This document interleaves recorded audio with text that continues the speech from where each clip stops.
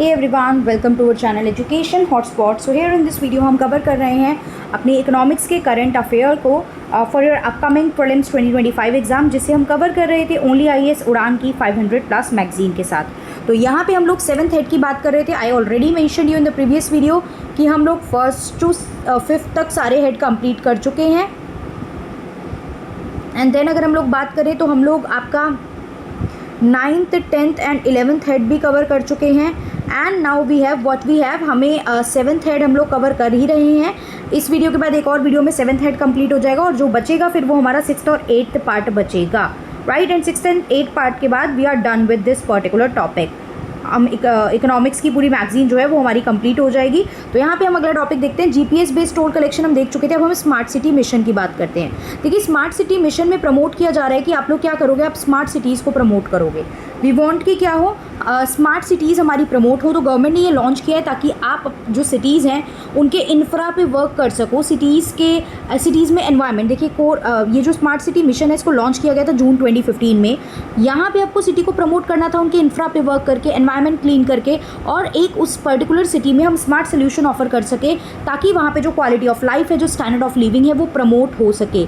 100 city को choose किया गया था। यहाँ पे आपका जनवरी 2016 से 2018 के बीच में 5 साल का टाइम दिया गया था। अराउंड 48,000 करोड़ जो थे वो फंड एलोकेट किया गया था 5 ईयर्स के लिए 100 सिटीज़ को, ताकि वहाँ पे जो स्टेट गवर्नमेंट है और अर्बन लोकल बॉडीज़ हैं वो मिलके इनके डेवलपमेंट पे काम कर सके। मतलब इंफ्रा में देखिए, कम्युनिकेशन पे वर्क करिए, आप रोडवेज पे वर्क कीजिए, कनेक्टिविटी पे वर्क कीजिए, टेक्नोलॉजी वगैरह पे वर्क कीजिए, एनवायरनमेंट क्लीन करने के लिए आपको एफर्ट लगाने हैं। तो ये सब चीज़ें यहाँ पे इसको माइंड में रखते हुए ये मिशन जो है वो लॉन्च किया गया था। अभी क्या किया गया है, यहाँ पे क्या किया गया है, इसकी रिपोर्ट आई जो रखी गई थी मिशन की लोकसभा में। अब यहाँ पे बताया गया कि दिसंबर 23 तक जो थे कुछ पर्टिकुलर प्रोजेक्ट, देखिए मदुरई ने अपना 100% कंप्लीट कर लिया स्मार्ट सिटी के टारगेट। कुछ 56 सिटीज़ ऐसी हैं जिसमें 80% ऑफ द वर्क से ज़्यादा कंप्लीट हो चुका है। नेक्स्ट फेज़ की बात की गई कि अब हम टायर 2 सिटीज़ में भी इसको आगे एक्सपेंड करेंगे और इसका नेक्स्ट फेज़ लॉन्च करेंगे ताकि हम टायर 2 सिटीज़ को भी स्मार्ट सिटीज़ में कन्वर्ट करने पे फोकस कर सकें। देखिए, जनरली हमने बोला यहाँ पे आपकी कौन कौन state government and urban local bodies जो हैं वो वर्क कर रही हैं, लेकिन जो Himalayan and north eastern state है वहाँ पे जो है 90% फंडिंग जो है वो यूनियन गवर्नमेंट से जा रही है और बाकी 10% state government and ULBs manage करेंगे, right. Himalayan and north eastern state में जो फंडिंग है वो मेजरली यहाँ पे आपकी किससे जा रही है, सेंट्रल गवर्नमेंट से जा रही है। बाकी कुछ और फंड आप जैसे ULB के अपने खुद के रिसोर्सेज होते हैं उससे पैसा आएगा, फाइनेंस कमीशन आपको ग्रांट दे देगी, बॉन्ड्स के थ्रू करोगे, कुछ और गवर्नमेंट प्रोग्राम्स या बोरोइंग करके आप स्टेट गवर्नमेंट और ULB जो है वो फंड को मैनेज करती है so that they can run this mission और इस पर आप लोग काम कर सको। क्लियर। फिर नेक्स्ट टॉपिक है हमारे पास world largest grain storage plan. Grain को स्टोर करने के लिए यहाँ पे बात की गई है world largest grain storage plan. तो रिसेंटली यहाँ पे प्राइम मिनिस्टर ने लॉन्च करा है this particular plan in the cooperative sector. यहाँ पे बात की गई है, देखिए 11 स्टेट में इम्प्लीमेंट किया जाएगा by the primary agriculture credit society. अब ये पैक होती क्या है ये आपको पता होना चाहिए। देखिए, आपको लिखा मिल रहा है ना यहाँ पे हमें क्या लिखा मिल रहा है, primary agriculture credit society. Credit society है तो ये क्रेडिट के लिए है। एग्रीकल्चर से रिलेटेड शॉर्ट टर्म और मीडियम टर्म लोन प्रोवाइड करने की ये बात करती है। शॉर्ट और मीडियम टर्म क्रेडिट जो है वो फार्मर्स को प्रोवाइड करने के लिए ये सोसाइटीज़ जो हैं ये वर्क करती हैं। अराउंड 90 मतलब ये बहुत पहले से एग्जिस्ट करती है। देखिए, अगले टॉपिक में भी पैक के बारे में यहाँ पे मेंशन है। अभी जो हम अगला टॉपिक देखेंगे, आप देख रहे हैं अगले टॉपिक में भी पैक के बारे में मेंशन है और पैक के बारे में यहाँ एक्सप्लेन भी किया है। मैं अगले टॉपिक में पहले आपको पैक ही यहाँ पे बता देती हूँ। पैक्स जो है वो विलेज लेवल की क्रेडिट सोसाइटी होती है जो 1904 में स्टैब्लिश की गई थी। ये जो है वो कोऑपरेटिव क्रेडिट स्ट्रक्चर के लिए वर्क करती हैं जिनको स्टेट के कोऑपरेटिव बैंक्स जो हैं वो हेड करते हैं। Short term and medium term credit provide करने का काम करती हैं ये फार्मर्स को, और ये फर्स्ट बिल्डिंग ब्लॉक होती है कोऑपरेटिव बैंकिंग सिस्टम का, राइट। बेसिक यूनिट है जो विलेज लेवल पे और ग्राम पंचायत लेवल पे ऑपरेट कर रही हैं। इसमें आपके फार्मर्स और the weaker section of the society ये सब लोग पार्टिसिपेट करते हैं। Short term and medium term credit की बात करती है ये, और डिस्ट्रीब्यूट करने का भी काम करती है। जैसे सीड डिस्ट्रीब्यूट करना है, फर्टिलाइजर्स वगैरह से रिलेटेड काम है, ये सब भी आपको करती है। पेस्टिसाइड्स देना है जो मेंबर फार्मर हैं उनको, राइट। इनको फंड जनरली करते हैं डिस्ट्रिक्ट सेंट्रल कोऑपरेटिव बैंक या फिर आपके स्टेट कोऑपरेटिव बैंक। बाकी फाइनेंशियल इंक्लूजन में एंड ग्रास रूट लेवल तक आपका डेवलपमेंट पहुंचाने में एक इंपॉर्टेंट रोल प्ले करती है, right. They can extend the credit crop loans with minimal paper work, कम से कम पेपर वर्क में कम समय में आपको ये लोन प्रोवाइड करवा देती है। क्रेडिट फ्रॉम द स्टेट, आपका कोऑपरेटिव बैंक वो डिस्ट्रिक्ट सेंट्रल कोऑपरेटिव बैंक में जाता है और फिर आपका डिस्ट्रिक्ट और स्टेट से ये जो है ये फंड ले सकती हैं, राइट। तो डिस्ट्रिक्ट वाले जो वो डायरेक्टली फार्मर के साथ डील करते हैं। ये कोऑपरेटिव बॉडी है, इसलिए यहाँ पे जो इंडिविजुअल फार्मर मेंबर्स होते हैं वही यहाँ पे जो क्या करते हैं ऑफिस को मैनेज करने का काम करते हैं। जैसे कोऑपरेटिव सोसाइटी में होता है you are the member and you are the manager, मतलब आप ही लोग वहाँ पे मिलकर मैनेज करोगे एंड अपने जो है फंक्शनिंग वहाँ पे सेट करोगे, राइट। तो ये पैक के बारे में था। अब पैक के बारे में यहाँ टॉपिक देख लेते हैं हम, ये बात क्या की गई थी। यहाँ पैक था तो हमने जिक्र कर लिया कि जो वर्ल्ड का लार्जेस्ट ग्रेन स्टोरेज बनाने की आप बात कर रहे हो 11 स्टेट में by primary agriculture society, state के नाम दिए हुए हैं, that is not at all इतना इंपॉर्टेंट नहीं है, पढ़ लेंगे। UP, MP, Tamil Nadu, Tripura, Uttarakhand, Rajasthan, Maharashtra, Assam, Gujarat, Karnataka and Telangana में आप ये जो है ग्रेन स्टोरेज प्लान जो है वो स्टैब्लिश करोगे। आपको क्या करना है, 1000 of pack across the country जो है वो अलग अलग ज्वाइन करेंगे इसको अपकमिंग ईयर में, ताकि हम फुल स्टोरेज कैपेसिटी को क्या कर सके, अचीव कर सके। बहुत सारी ऑलरेडी एग्जिस्टिंग स्कीम है जो मर्ज होके इस पर्टिकुलर आपका जो ग्रेन स्टोरेज प्लान है उसमें इंपॉर्टेंट रोल प्ले करेंगी। जैसे कि यहाँ पे ministry of agriculture and farmer welfares की स्कीम है, ministry of food processing industries की स्कीम्स हैं, अलग अलग स्कीम है जो पहले से एग्जिस्ट करती हैं, जैसे कि agriculture infrastructure fund, agriculture marketing infrastructure scheme, mission for integrated development of horticulture, agriculture mechanisation के ऊपर यहाँ पे स्कीम है। फिर यहाँ पे PM formalisation of micro food processing enterprise scheme, PM Kisan Sampada Yojana. फिर आपकी next ministry of consumer affairs and आपकी फूड एंड पब्लिक डिस्ट्रीब्यूशन में आती है, जिसमें allocation of food grains under the FSA food security act है, procurement of OPS act MSP है। ये सारी स्कीम को मर्ज करके आप ग्रेन स्टोरेज के रिगार्डिंग यहाँ पे जो है वो अपना प्लान जो है वो इम्प्लीमेंट करोगे। लार्जेस्ट ग्रेन स्टोरेज के बारे में ये देखें तो ये रिवोल्यूशनराइज कर देगा एग्रीकल्चर को और fast moving consumer good industry को।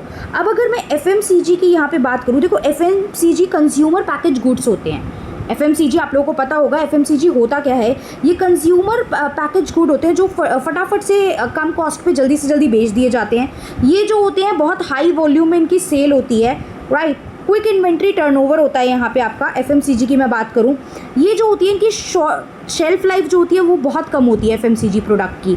ये पेरिशेबल इन नेचर होते हैं, मतलब ऐसा नहीं है कि आप इनको 1-2 महीने 3 महीने चला पाओगे, ये बहुत जल्दी ख़राब हो जाते हैं। जैसे मीट हो गए, डेयरी प्रोडक्ट हो गए, बेक्ड गुड हो गए, कुछ लिमिटेड टाइम की लाइफ होती है। आप जब जैसे दूध लेने जा रहे हो, बाहर से ब्रेड लेने जा रहे हो, तो एक्सपायरी डेट बहुत कम समय की होती है ना इनकी। तो इस टाइप के जो गुड्स होते हैं वो FMCG इंडस्ट्री में जाते हैं।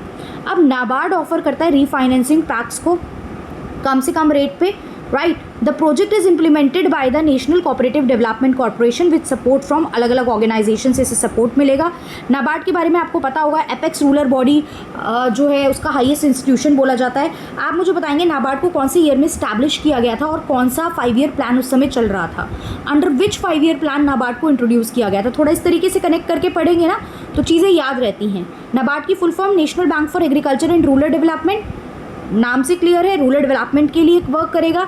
डायरेक्ट पब्लिक के कांटेक्ट में नहीं आता, बल्कि ये other banks, regional rural banks हो गए एंड अदर बैंक्स हो गए, उनको असिस्टेंस एंड सपोर्ट देता है, वहाँ तक फंडिंग पहुँचाता है, वहाँ तक पॉलिसीज़ पहुँचाता है, ताकि वो आगे फर्दर जो है रूरल एरिया में डेवलपमेंट के लिए वो चीज़ें पहुँचा सके। बाकी और इंस्टीट्यूशन जिससे सपोर्ट मिलेगा that is Food Corporation of India, Central Warehousing Corporation, NABARD की Consultancy Services and National Building Construction Corporation. इनके साथ मिलकर इस प्लान को क्या है इम्प्लीमेंट किया जाएगा। इसके लिए आपकी इंटर मिनिस्ट्रियल कमेटी भी बनाई गई है ताकि प्रॉपरली ये जो काम है वो एफिशिएंट तरीके से, इफेक्टिव तरीके से हो पाए। नेशनल लेवल पे कोऑर्डिनेशन कमेटी भी बनाई गई है जहां आपने अलग अलग मिनिस्ट्री से, अलग अलग गवर्नमेंट एजेंसी से उसमें मेंबर यहाँ पे लिए हैं। क्लियर। बाकी मॉनिटरिंग मतलब देखना कि काम सही हो रहा है, इफेक्टिव हो रहा है, ट्रांसपेरेंसी है या नहीं है, वो काम करेगी स्टेट कोऑपरेटिव डेवलपमेंट कमेटी और district cooperative development committee. This is it with the topic. Next topic में मैं आपको पैक समझा ही चुकी हूँ। Next topic is national cooperative database की बात हो रही है। तो यहाँ पे सेंटर ने डिसाइड करा है कि आप प्राइमरी एग्रीकल्चर सोसाइटी हर विलेज में बनाओगे 2027 तक। प्राइमरी एग्रीकल्चर सोसाइटी के मैंने आपको फंक्शन बता दिए, फंक्शन से आपको समझ में आ गया why it is that much important, क्यों आपका पैक का इंपॉर्टेंट रोल है रूरल डेवलपमेंट के लिए, राइट। तो गवर्नमेंट ने लॉन्च करा है नेशनल कोऑपरेटिव डेटाबेस और उसकी रिपोर्ट दी है, जिसके थ्रू उसने बोला हम 3 फेजेज़ में यहाँ पे काम करेंगे, जिसमें हम पहले मैपिंग करेंगे प्रॉपर 80 लाख सोसाइटी की अलग अलग सेक्टर में, राइट, जिसमें primary agriculture credit society, dairy और फिशरीज़ वगैरह में आप इसको कंप्लीट करने का काम करोगे। फिर आप अलग अलग जगह से डेटा कलेक्ट करोगे, जो आपके स्टेट के कोऑपरेटिव बैंक है, डिस्ट्रिक्ट सेंट्रल कोऑपरेटिव बैंक है, अर्बन कोऑपरेटिव बैंक है। You will collect the data and then फिर आप देखोगे कि अदर सेक्टर में कहाँ कहाँ इसकी और ज़रूरत है, so that you can implement that. Pack के बारे में हम ये पूरा सब कुछ देख चुके हैं, so I hope it is clear, और ये टॉपिक हमारा कवर अप हो गया है। फिर बात आती है वाधवन पोर्ट की। देखिए वाधवन पोर्ट क्या है, अब ध्यान से इस चीज़ को देखना। इंडिया का पहला जो है मेगा पोर्ट है ये वाधवन पोर्ट, जो है वो पालघर डिस्ट्रिक्ट महाराष्ट्र में है। महाराष्ट्र में और भी बहुत सारे पोर्ट हैं। हमारी कंट्री में कुछ मेजर अराउंड 12 मेजर पोर्ट और 200 अराउंड माइनर पोर्ट है। और ये जो वाधवन पोर्ट है, ध्यान रख लेना, महाराष्ट्र में 13 मेजर पोर्ट जो है ये बन गया है, 12 ऑलरेडी थे। ये जो है जॉइंट वेंचर है जवाहरलाल नेहरू पोर्ट अथॉरिटी। जो जवाहरलाल नेहरू पोर्ट आपका एग्जिस्ट करता है महाराष्ट्र में, उसे हम नावा शेवा भी बोलते हैं, राइट। नावा शेवा नाम, that is the other name of that particular port, right. तो और महाराष्ट्र मैरीटाइम बोर्ड का ये एक जॉइंट वेंचर है।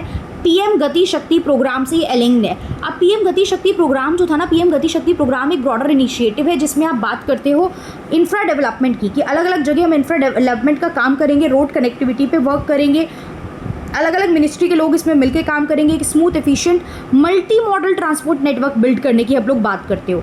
तो उसी के साथ हमने इसको अलाइन किया है, इसको क्या है, ग्रीनफील्ड प्रोजेक्ट की तरह हम यहाँ पे बात लेके चलेंगे, जिसमें हम मॉडर्न इंफ्रा और टेक्नोलॉजी दोनों को इंटीग्रेट करके चलेंगे। ना तो ये सेंट्रल गवर्नमेंट, ना ये स्टेट गवर्नमेंट पूरी तरीके से गवर्नमेंट या पूरी तरीके से प्राइवेट जो है वो उसके अंडर नहीं जाता, ये पीपीपी मॉडल में जाता है, मतलब पब्लिक प्राइवेट पार्टनरशिप। हम इसके डेवलपमेंट के लिए, इसके इंफ्रा के लिए, इसके टर्मिनल्स के लिए, इसकी फैसिलिटीज़ के लिए हम पीपीपी यूज़ करेंगे, पब्लिक प्राइवेट पार्टनरशिप, ताकि एफिशिएंसी रह सके और आपको अलग अलग जगह पे एक्सपर्टाइज भी मिल पाए। इंडिया के पोर्ट की बात करें तो आई होप आपने ज्योग्राफी में पोर्ट का चैप्टर पढ़ा होगा, कितने मेजर कितने माइनर पोर्ट हैं ये सब आप लोगों ने देखे हैं, कौन सा पोर्ट कहाँ लोकेटेड है, ये सब आपको काफ़ी सारे पोर्ट्स के बारे में पता है, मारमगाओ, कांदला, बहुत सारे, मतलब there are too many ports, वो सब आपने पढ़े हुए हैं, राइट। मेजर पोर्ट जो है वो सेंट्रल गवर्नमेंट के अंडर जाते हैं, नॉन मेजर पोर्ट जो होते हैं वो स्टेट गवर्नमेंट मैनेज करती है। लार्जेस्ट मेजर पोर्ट जो है वो जवाहरलाल नेहरू पोर्ट ट्रस्ट जो लैंडलॉर्ड मेजर पोर्ट है, और यहाँ पे आपका मुंद्रा जो गुजरात में है वो आपका लार्जेस्ट प्राइवेट पोर्ट है। लैंडलॉर्ड पोर्ट वो पोर्ट होते हैं जहाँ पे जो मैनेजर और रेगुलेटर होते हैं, मतलब वो पोर्ट जो है वो और उसको रेगुलेट करने का काम जो है वो सेम अथॉरिटी कर रही है। जहाँ पे पोर्ट अथॉरिटी जो है वो लैंडलॉर्ड का भी काम कर रही है और रेगुलेटर का भी काम करती है, लेकिन प्राइवेट एंटिटीज़ जो है वो सिर्फ वहाँ पे क्या करती है, पोर्ट के ऑपरेशन को मैनेज करने का काम करती हैं। क्लियर। लैंडलॉर्ड मॉडल जो है वो एफिशिएंसी इंप्रूव करने के लिए यहाँ पे और इन्वेस्टमेंट को इंक्रीज़ करने के लिए generally public private partnership model जो है वो यूज़ करता है। क्लियर। चलिए, first dry port of Bihar की बात आ गई। भाई ड्राई पोर्ट क्या होता है? पोर्ट का नाम सुनते ही तो समुद्र आता है, हमारे समुद्र के किनारे ही पोर्ट बनाए जाते हैं। तो ड्राई पोर्ट जो है वो समुद्र के किनारे नहीं बनाया जाता। ड्राई पोर्ट ऐसी जगह पे बनाया जा रहा है जहाँ से आप प्रॉपर ट्रांसपोर्ट फैसिलिटेट कर पाओ। एक तरीके से आप इसको स्टोरेज की तरह यूज़ कर रहे हो और आप इसकी कनेक्टिविटी इस्टेब्लिश करने की कोशिश करते हो कुछ मेजर सी पोर्ट से या एयरपोर्ट से, क्योंकि यहाँ से सामान पहुँचाना जो है सी तक आसान रहे, और या फिर आपका जो मेजर एयरपोर्ट वगैरह है वहाँ तक आप पहुँचा सको ताकि ट्रांसपोर्ट इजी रह सके। तो ये ऐसे पोर्ट है जो समुद्र के किनारे नहीं है, मेजर ट्रांसपोर्टेशन के लिए काम कर रहे हैं, ताकि और ऐसी जगह बनाए जाते हैं जो नियर बाय एयरपोर्ट, रेलवेज़ के थ्रू आप सामान पहुँचा सको सी तक। मेजर सी पोर्ट से या मेजर एयरपोर्ट से इनको कनेक्ट किया जाता है ताकि ट्रांसपोर्टेशन अच्छे से हो सके और सामान टाइमली पहुँच सके। तो Bihar inaugural dry port, Bihar ने इनॉग्रेट करा है एक dry port that is in Bihta, ये पटना के नियर बाय है। First export from Bihta dry port जो है वो किया गया था लेदर शूज़ का रशिया में, राइट। तो इससे बिहार का ग्लोबल ट्रेड जो है, this is a major step कि आपको देख पा रहे हो कि बिहार में जो है ग्लोबल ट्रेड जो है वो प्रमोट हो रहा है। अराउंड 20,000 करोड़ का ग्लोबल ट्रेड रिकॉर्ड किया गया था 2022-23 में, राइट। बीता पोर्ट के बारे में देखें तो ये पब्लिक प्राइवेट पार्टनरशिप मॉडल पे बेस है। इसको कौन मतलब मोड कौन मैनेज कर रहा है? That is by Prestige Magadh infrastructure private limited, और स्टेट का डिपार्टमेंट देखेगा। पब्लिक प्राइवेट है तो गवर्नमेंट प्लस प्राइवेट दोनों इन्वॉल्व होंगे ना, तो state government plus Prestige Magadh infrastructure private limited. Dry port जो है वो क्या 7 एकड़ ऑफ लैंड कवर कर रहा है ये वाला ड्राई पोर्ट। मेजर मैंने बोला पोर्ट से कनेक्ट करोगे तो कोलकाता, हल्दिया, विशाखापट्टनम और काफ़ी पोर्ट से ये कनेक्टेड है। ये लोकल कस्टम क्लियरेंस ऑफर कर रहा है। यहाँ पे जो MSMEs हैं बिहार में, माइक्रो स्मॉल मीडियम एंटरप्राइज हैं, वो डायरेक्टली अपना कंसाइनमेंट बुक कर सकती है और एक्सटर्नल पोर्ट्स पे जो एक तरीके से भरोसा, रिलायंस है, डिपेंडेंसी है, उसको कम कर सकती है। यहाँ पे आप करोगे एंड देन आगे यहाँ से चीज़ें जो हैं वो फर्दर क्लियरेंस के लिए चली जाएंगी। इनलैंड कंटेनर डिपोर्ट है कार्गो हैंडलिंग के लिए, स्टोरेज के लिए, ट्रांसपोर्टेशन के लिए, जो सी और एयरपोर्ट से, मतलब सी और एयरपोर्ट पे नहीं है, उनसे अलग बनाया जाता है और ऐसी सिस्टम सेट किया जाता है कि एफिशिएंट मूवमेंट हो सके, यहाँ से सी तक और यहाँ से एयरपोर्ट तक पहुँचना जो है वो आसान रहे। और ये क्यों किया जाता है? क्योंकि सी और एयरपोर्ट पे बहुत ज़्यादा कंजेशन है।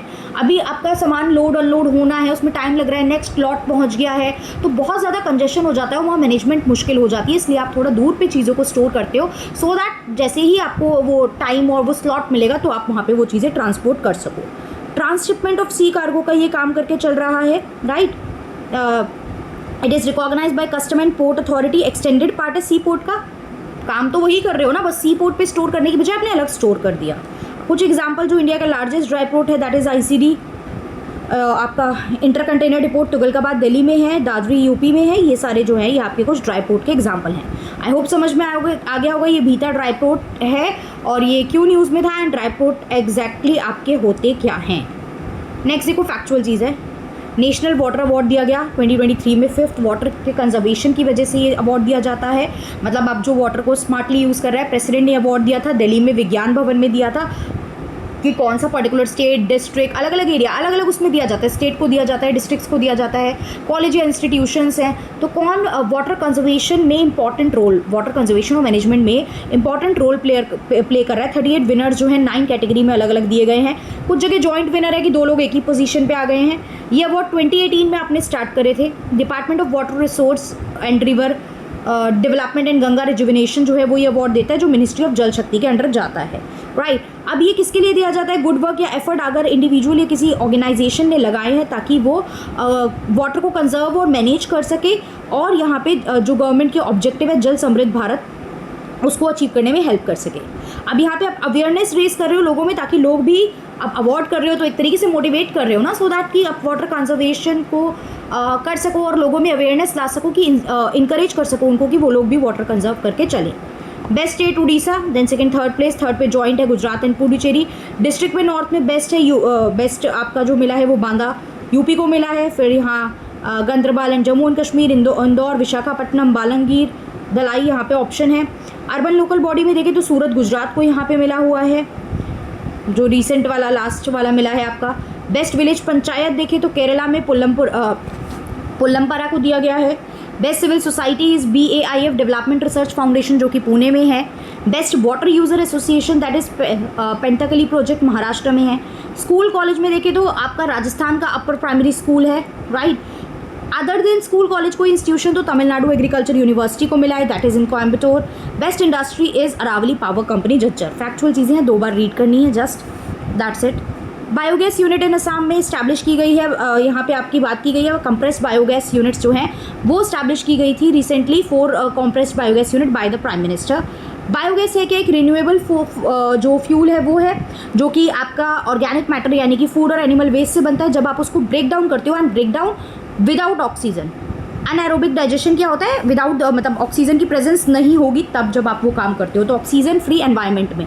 ये फैक्ट ही याद रखने हैं ये चीज़, और मतलब ये सब चीज़ों से ज़्यादा आपको पता है फैक्ट से क्वेश्चन आते हैं, और ये इकोनॉमी में दिया हुआ है। बट आप लोग I think science and tech या एनवायरनमेंट में पढ़ते होंगे ये बायोगैस वगैरह के बारे में डिटेल में।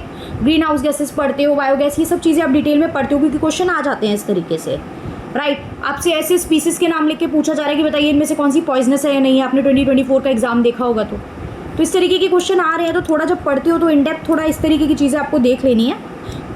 बायोगैस जो है वो नेचुरली और इंडस्ट्रियल प्रोसेस दोनों के थ्रू जनरेट आप करते हो। इसमें क्या क्या होता है 2-3 बार बोलो और इसे अभी याद कर लो। 2-3 बार बोलो, क्रैम करना पड़ रहा है तो बोल बोल के याद कर लो। It is compose of methane CH4, carbon dioxide that is CO2, कुछ अमाउंट ऑफ हाइड्रोजन सल्फाइड भी होता है that is H2S, and nitrogen भी होता है। मेजरली मीथेन होता है। Methane is a primary gas in biogas, इसको भी रट्टा मार लो अच्छे से। मीथेन, कार्बन डाइऑक्साइड, कुछ amount of hydrogen sulphide and nitrogen is present. Primary gas जो है वो आपकी मीथेन यहाँ पे हमें देखने को मिलती है। कॉम्प्रेस्ड बायोगैस की बात करें तो ये भी एक रिन्यूएबल फ्यूल है जो ऑर्गेनिक वेस्ट जैसे एग्रीकल्चर रेजिड्यू का, एनिमल डंग, फूड वेस्ट, इन सब से बना रहे हो आप। यहाँ पे आपका एनारोबिक डाइजेशन हो रहा है, मतलब that is free from oxygen. Methane rich biogas होती है ये। गवर्नमेंट ऑफ इंडिया ने लॉन्च करा sustainable alternative toward affordable transportation initiative, जिसमें आप 5000 जो है कॉम्प्रेस्ड बायोगैस प्लांट लगाओगे 2025 तक। अब हो क्या रहा है, इससे बेनिफिट क्या है? देखिए, बेनिफिट ये है कि आपको क्लीन एनर्जी मिलेगी, कार्बन एमिशन कम होगा। That is the major concern in today's time. Climate change में नॉट ओनली इंडिया, हर कंट्री का मेजर कंसर्न है कार्बन एमिशन, तो उसे रिड्यूस करने में हम लोग मतलब हमारे लिए हेल्पफुल रहेगा ये। लोकल लोगों की जॉब जनरेट होंगी जब आप नई एनर्जी क्रिएट करने की यहाँ पे बात कर रहे हो। इको फ्रेंडली जो है फ्यूल ऑल्टरनेटिव मिल जाएगा आपको।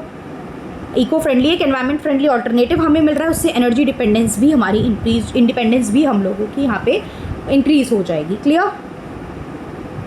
तो कहाँ लगाया गया? आसाम में 4 प्लेसेस पे यहाँ पे बात की गई थी। उसके बाद एक्चुअली में बायोगैस होता क्या है, कॉम्प्रेस्ड बायोगैस क्या है, किस किस चीज़ों से मिलके बनता है। मेजर गैस यहाँ पे मीथेन है, ये हमने देख लिया। तो यहाँ तक के टॉपिक हमने कवर कर लिए हैं। 7th हेड, आई होप किसी को कोई डाउट नहीं होगा। डाउट होगा तो you can mention it in the comment box.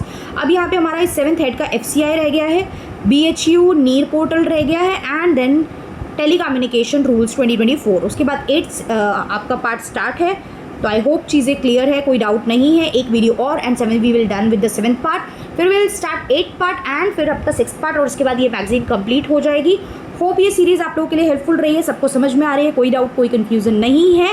And अगर इन केस है तो भी आप कमेंट करके बता सकते हैं। वीडियो पसंद आई हो तो डू लाइक इट, एंड आपके जो रिस्पेक्टिव ग्रुप हैं वहाँ तक भी इसको शेयर कीजिए, because you are the only people. देखिए, मैं बहुत ज़्यादा तो नहीं कहती हूँ like subscribe share and this and that, but you are the only people कि आप इस वीडियोज़ को और इस कंटेंट को ज़्यादा लोगों तक ले जा सकते हैं, सो दैट ज़्यादा ऑडियंस, एक बड़ा प्लेटफॉर्म रहेगा तो हम और भी नए नए इनिशिएटिव जो है वो अपकमिंग आने वाले और एग्ज़ाम के लिए, वैसे आई वांट सबका जो भी एग्ज़ाम अभी दे रहे हैं उनका एग्ज़ाम निकल जाए, बट और कुछ हम नए इनिशिएटिव भी यहाँ पे फर्दर रिवीजन के लिए प्लान कर सकते हैं। सो या that's all, thank you everyone, see you in the next video.